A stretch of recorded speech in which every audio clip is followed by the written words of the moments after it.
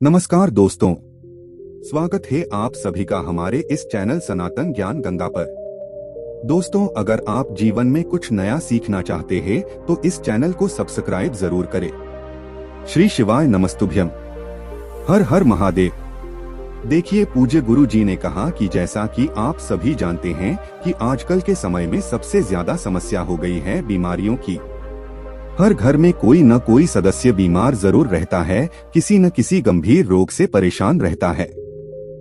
चाहे फिर पेट की समस्या से परेशान हो, या फिर उसके हाथ पैरों में कोई दिक्कत हो गई हो, या फिर उसके आंखों में कोई समस्या हो, या फिर शरीर में किसी भी प्रकार का अगर कोई रोग हो गया है, तो गुरु जी ने कहा कि सावन का मौका आपकी किसी भी प्रकार की बीमारी को समाप्त करने के लिए सबसे अचूक साबित होने वाला है। अगर आप डॉक्टरों को दिखा दिखाकर दवाएं लगातार खा खाकर महीनों से या फिर सालों से परेशान हो चुके हैं, तो सावन के इस पवित्र महीने में आपको सिर्फ एक बेल पत्र से महादेव के ऊपर एक ऐसा उपाय करना है जो आपको भारी से भारी बीमारी में भी राहत पहुंचाएगा। तो चलिए जानते हैं क्या है वो उपाय। लेकिन उससे पहले अगर आप भोलेनाथ जी को सच्चे दिल से मानते हो तो इस वीडियो को लाइक करें और चैनल को सब्सक्राइब करके कमेंट में हर हर महादेव जरूर लिखें। गुरु जी ने कहा कि ये सुंदर सा उपाय आप सावन के पूरे महीने में किसी भी दिन कर सकते हैं। इस वीडियो में हम पूज्य गुरु जी द्वारा बताए गए दो खास उपायों की बात करेंगे। दोनों ही उपाय आपके बीमारियों से संबंधित होंगे। आपके शरीर में किसी भी प्रकार की भारी से भारी बीमारी हो गई हो तो आपको इस विशेष उपाय को जरूर करना चाहिए। चलिए बात करते हैं गुरु जी द्वारा बताए गए पहले खास उपाय की। इस उपाय के लिए आपको सिर्फ एक बेलपत्र ले लेनी है। बेलपत्र आप जानते हैं कि कटी फटी नहीं होनी चाहिए, और बेलपत्र की डंडी के आखिर में जो दूत होती है यानी जो डंठल होता है, बेलपत्र की डंडी के आखिर में जो गांठ होती है वो भी नहीं होना चाहिए। उसको भी आप तोड़कर अलग कर लेंगे। अगर आपके पास बेलपत्र नहीं है तो फिर आप शिवालय जाकर शिवलिंग के ऊपर चढ़ी हुई बेलपत्र को उठाकर जल से शुद्ध करके फिर आप उसका भी इस्तेमाल कर सकते हैं। इसी के साथ आपको लेना है एक लोटा जल। लोटा तांबे का लेंगे और लोटे में जल आप अपने किचन से लेंगे। आपके किचन में जो भी आरो, मटका या बाल्टी जो भी रखा हुआ है वहीं से आपको यह एक लोटा जल लेना है। अब ये दोनों सामग्री लेकर आपको जाना है शिवालय। पूज्य गुरुजी ने कहा कि आप यह उपाय पूरे सावन में किसी भी दिन कर सकते हैं, और सुबह से लेकर शाम तक जब भी आपके पास समय हो तब आप इस सुंदर से उपाय को कर सकते हैं। देखिए, शिवालय पहुंचकर सबसे पहले आप जो एक बेलपत्र लेकर गए हैं उस बेलपत्र को आप अपने हाथ में रखेंगे और महादेव से अपने जीवन में चल रही किसी भी प्रकार की बीमारी को दूर करने के लिए प्रार्थना कर लेंगे।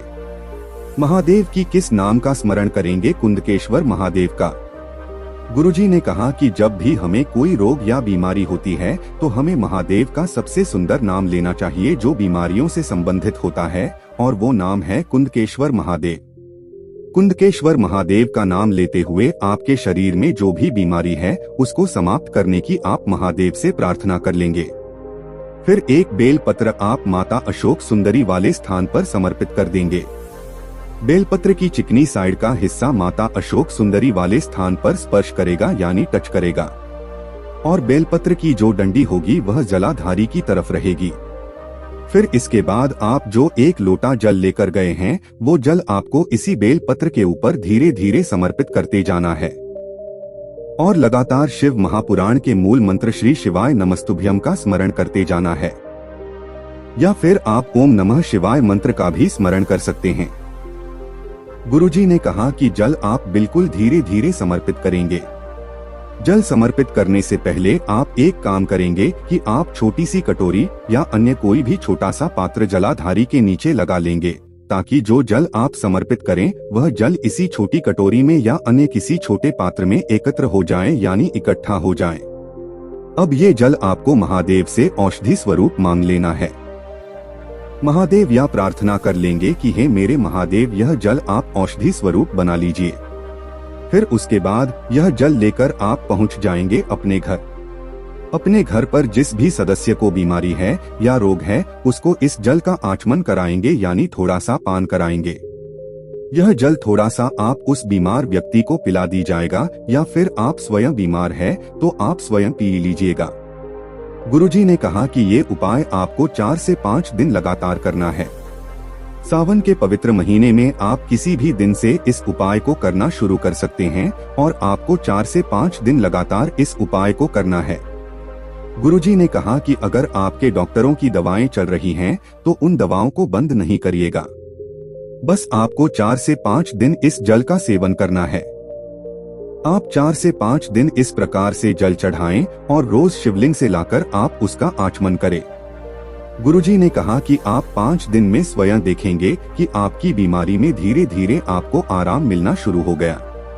अब इसके साथ ही बात करते हैं पूज्य गुरुजी द्वारा बताए गए दूसरे खास उपाय की।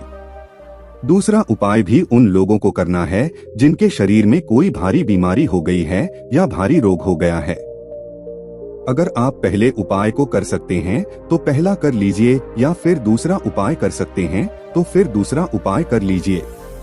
देखिए, दूसरे उपाय के लिए आपको थोड़े से गंगाजल की जरूरत पड़ेगी।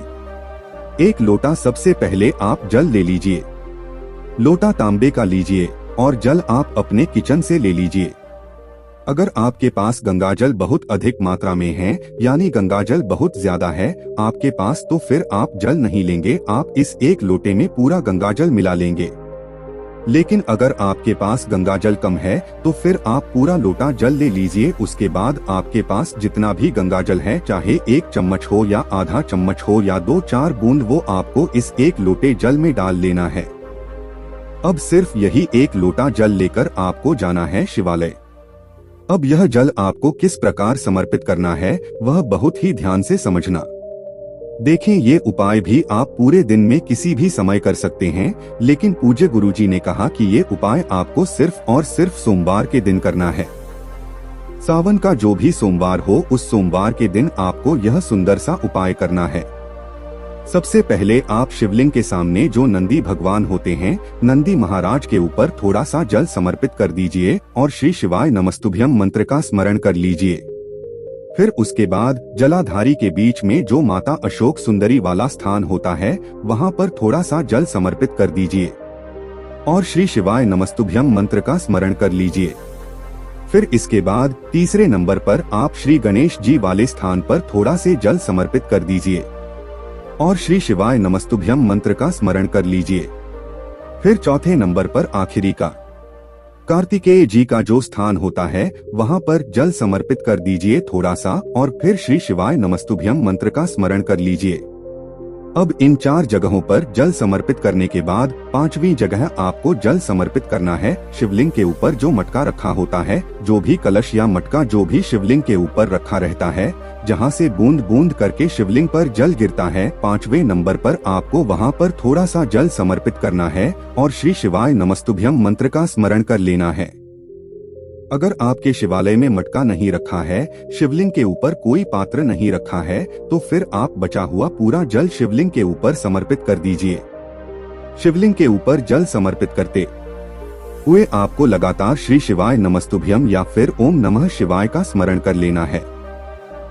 गुरुजी ने कहा कि आप यह उपाय सोमवार के दिन करेंगे और जब आपका पूरा 1 लोटा जल शिवलिंग में समर्पित हो जाएगा तो जलाधारी के नीचे आप एक छोटी सी कटोरी या फिर कोई अन्य पात्र लगा देंगे, जिससे आप समर्पित किया हुआ जल उसमें एकत्र कर सके। अब यह जल आपको महादेव से औषधि स्वरूप मांग लेना है। फिर यह जल लेकर आपको जाना है अपने घर। आप अपने घर पर जो भी व्यक्ति बीमार है उसको इस जल का आप 3 दिन लगातार पान करवाएंगे, यानी आचमन करवाएंगे। देखिए, आप यह उपाय सोमवार के दिन करेंगे और फिर उसके अगले 3 यानी मंगलवार, बुधवार और बृहस्पतिवार, इन 3 दिन उस व्यक्ति को इसी जल का आचमन कराना है। जल आपको रोज रोज नहीं चढ़ाना, सिर्फ सोमवार के दिन चढ़ाना है और फिर 3 दिन सुबह के समय में आपको उस व्यक्ति को थोड़े थोड़े इस जल का आचमन कराना है और महादेव से प्रार्थना करनी है कि इस व्यक्ति का या स्वयं के शरीर में जो बीमारी हो गई है उसको महादेव समाप्त करने की कृपा करें। गुरुजी कहते हैं कि इन दोनों में अगर हम कोई भी उपाय इस सावन के पवित्र महीने में करते हैं तो हमारे रोग में बहुत ही जल्द हमें आराम मिलना शुरू हो जाता है। तो दोस्तों ये थे पूज्य गुरु जी द्वारा बताए गए तो बहुत ही खास उपाय। दोस्तों आज के लिए बस इतना ही, मिलते हैं एक और ज्ञानवर्धक वीडियो के साथ। धन्यवाद।